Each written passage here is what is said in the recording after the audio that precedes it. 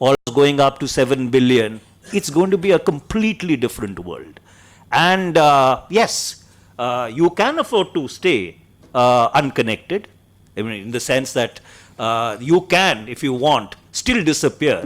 But there is going to be a premium on that disappearance. And the premium on that disappearance is that while you will disappear for the people, if you're a politician, the people may disappear for you. So I will just leave it at that. Yeah, Pawan, sorry. If you disappear with the phone connection, it's okay. No, I think the one lesson we all learned after the last election and the use of media, social media platforms by the then prime ministerial candidate of the current ruling party is that no politician can ignore the social media. There was a time, and I can speak this about leaders, for instance, in UP and Bihar, where their only form of not insignificant political campaigning was poster rally. And then they saw the remarkable and tremendous potential and indeed impact of the use of these new instruments. And so to answer the question that has been posed to us, are we ready to embrace a digitally empowered India, Gen Next? I think the answer to that is that you don't have an option. If in 2001 there were 7 million internet users, and if today that figure has gone up by 7 or 8 times,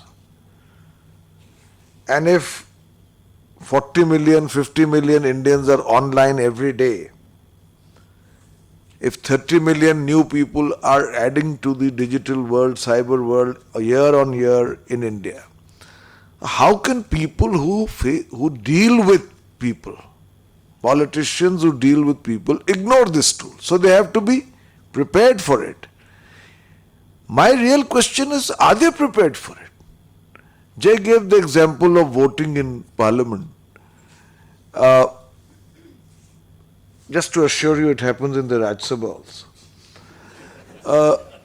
The point is... I was ruling the Rajya Sabha out as the House of Elders as Gen Next politicians.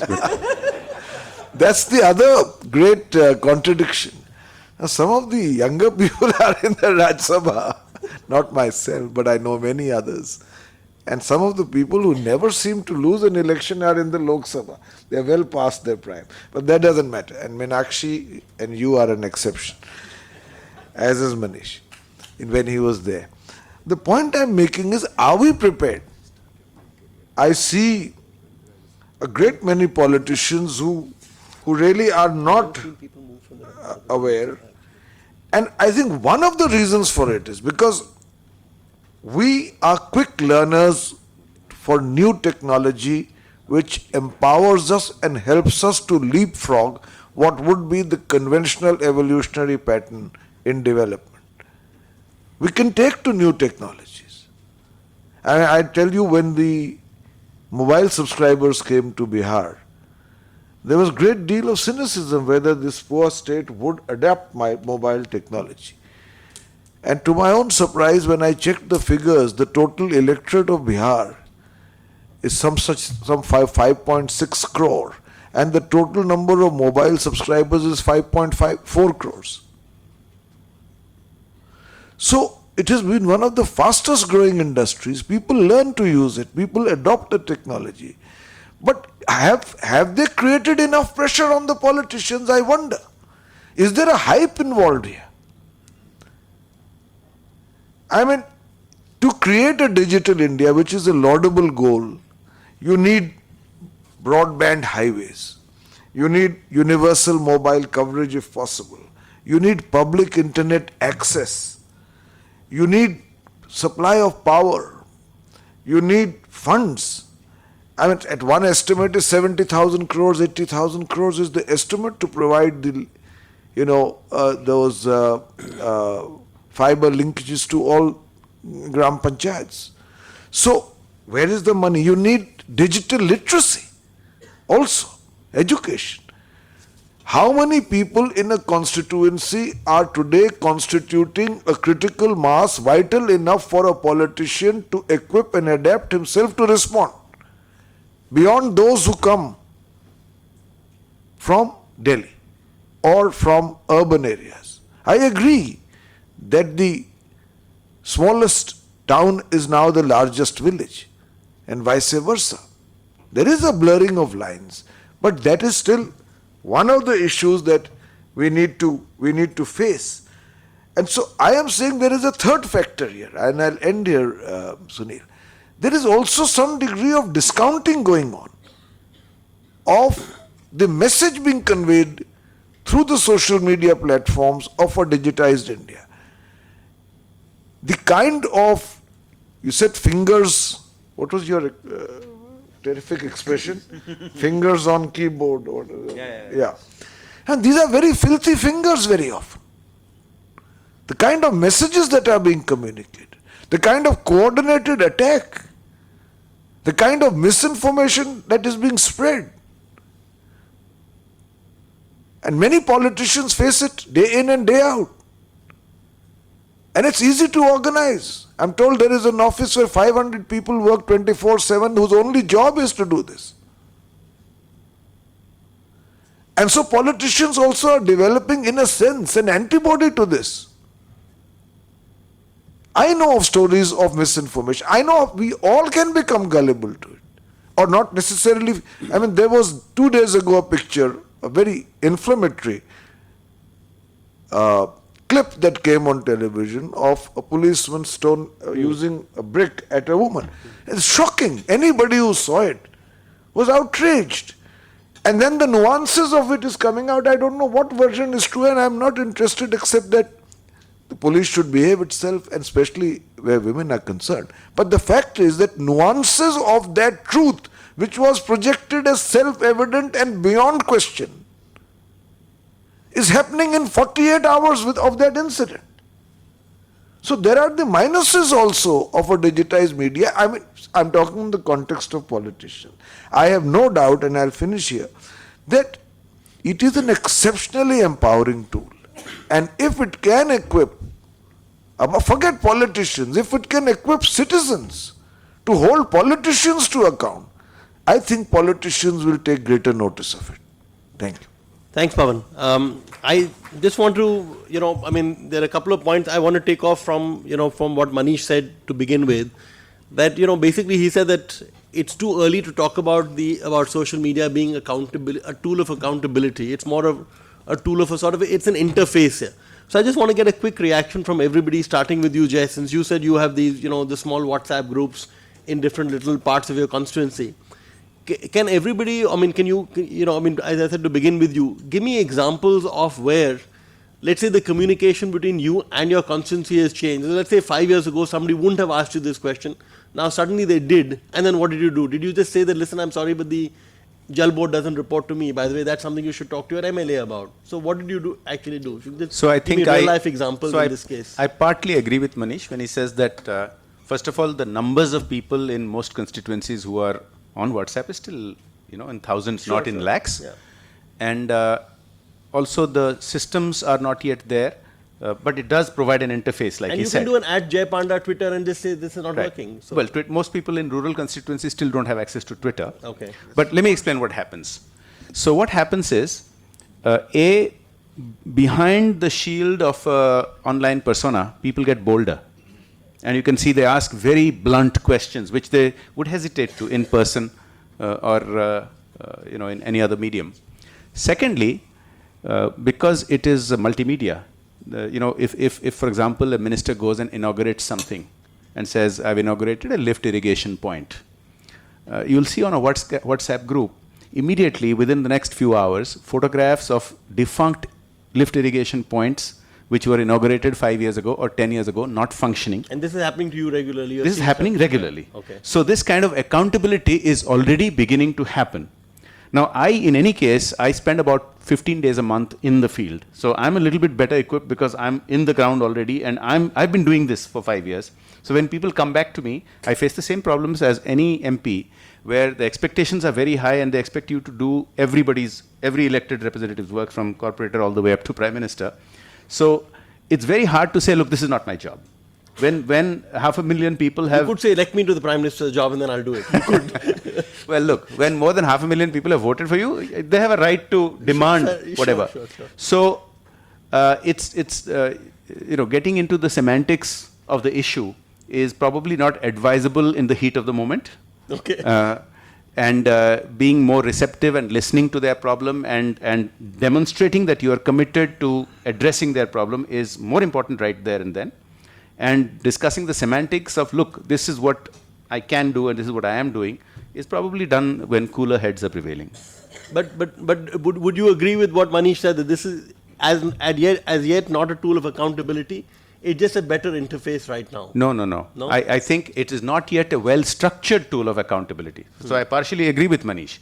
But it is clearly, what is happening is, some of these, you can call them citizen journalists or constituents who have time on their hands with a phone camera, who are going and holding up accountability, like I said, in groups. They point out something that's defunct. They point out something that's not working. Or they point out, it's very difficult nowadays for the police to do favoritism in, for example, a dowry case in some remote village. Because earlier it was possible. Local grandees would get together and try to organize a compromise or to suppress the issue not becoming a police case. Not possible anymore, because somebody is going to put it on a WhatsApp group which will come out in the regional paper or a national paper soon. So it is forcing authorities grudgingly and kicking and screaming, they are being forced to be more accountable. Nowhere near perfect, nowhere near as structured as it should be, but it is having an impact. Meenakshi, your thoughts on that? I think in my case, I would say again, structuring is an issue. And that's what I pointed out. That I came up with this bright idea of having an app, connect with your MP, Raksha, women safety app, so on and so forth, because I wanted my constituency to do well. And I thought it had the right escape velocity to escape from the miseries, because it was a literate constituency to we didn't a get large the big about the escape velocity. Maybe some other day you can explain what it means. Escape velocity, escape from the bad governance. Okay. So, and it had that potential. And I think if any place has that potential, it happens. No, but to can be. you give me? Can you? So give I'll us give you an example. Yeah. I'll get a tweet marked to me saying a particular library in a particular locality is getting shifted out and is getting closed.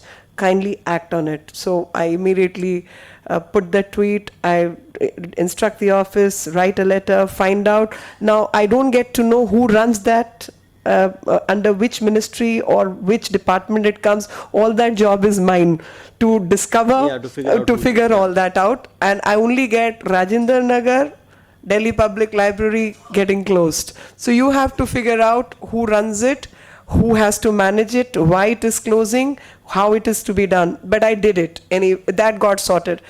I was the one who was promoting people that please send me the areas where the Swachh Bharat Abhiyan is going on and where the garbage is not getting picked up. So you send me the pictures, I'll ensure it gets picked up. Now I very boldly made that statement. But then I am not the one who's supposed to pick it up. There is a system which does it. And that system is not responsive enough with the speed and alacrity as I may want it to happen. That's where the gaps are. And that's exactly what I pointed out.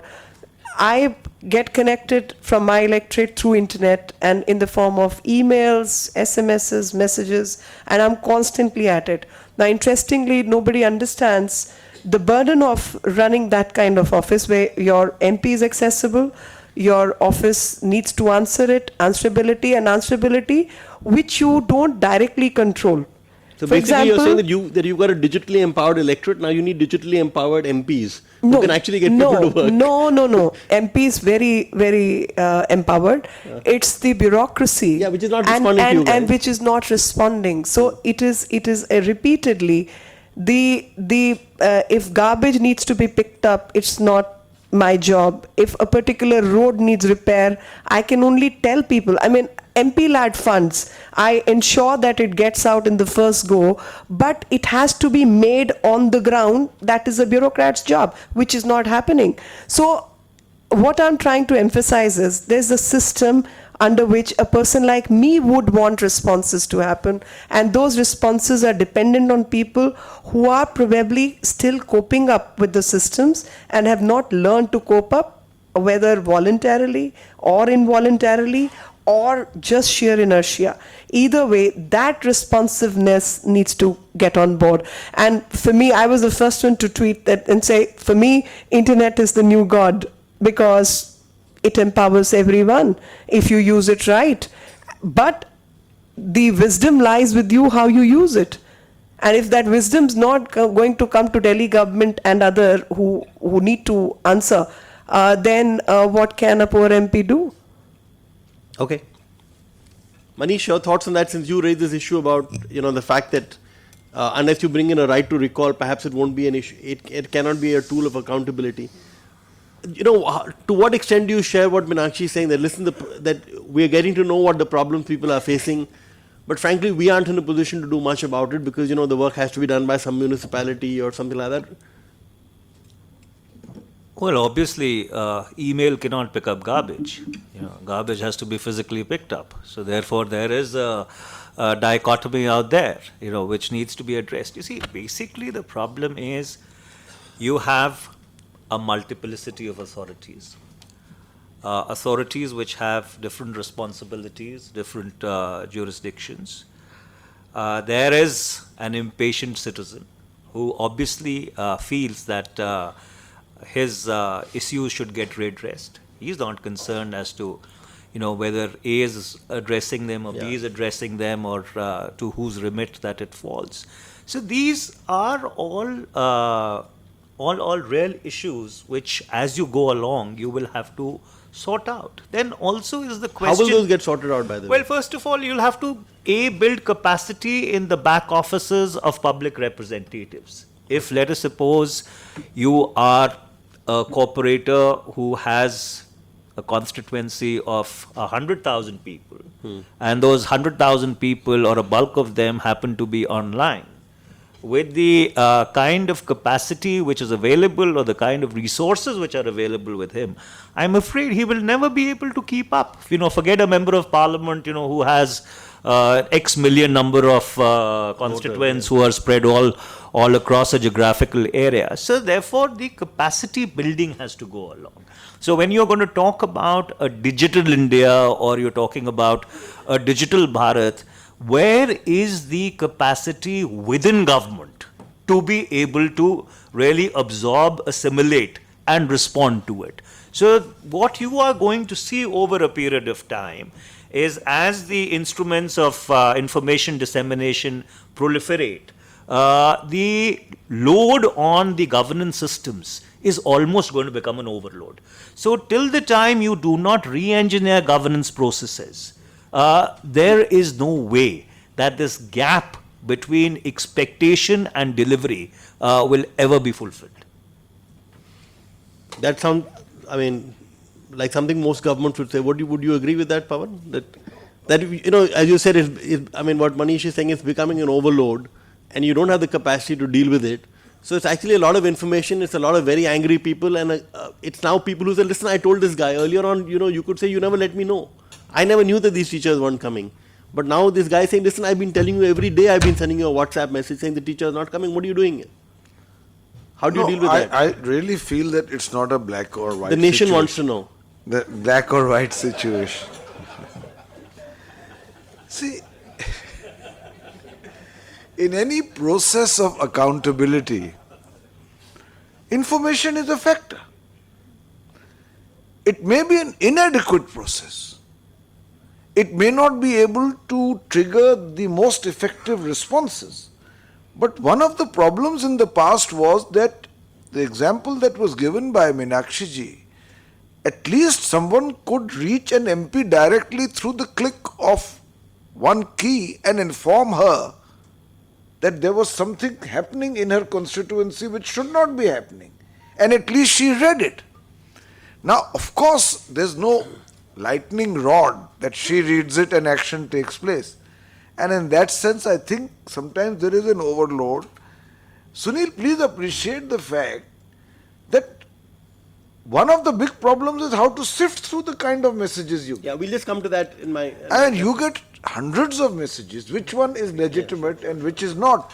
And let me also tell you, there's a great danger in a constituency with both urban and rural areas that your focus may be completely overtaken by those sections which are able to reach you.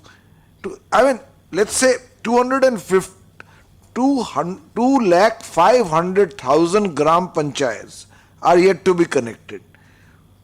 The latest figures I could see, Sunil will know better, 43,200 villages are not covered by mobiles. And then you have a small town which is relatively more covered. You have a representative of the people, and there's asymmetry between what he needs to do in terms of pressures on him. So these are factors which will be sorted out.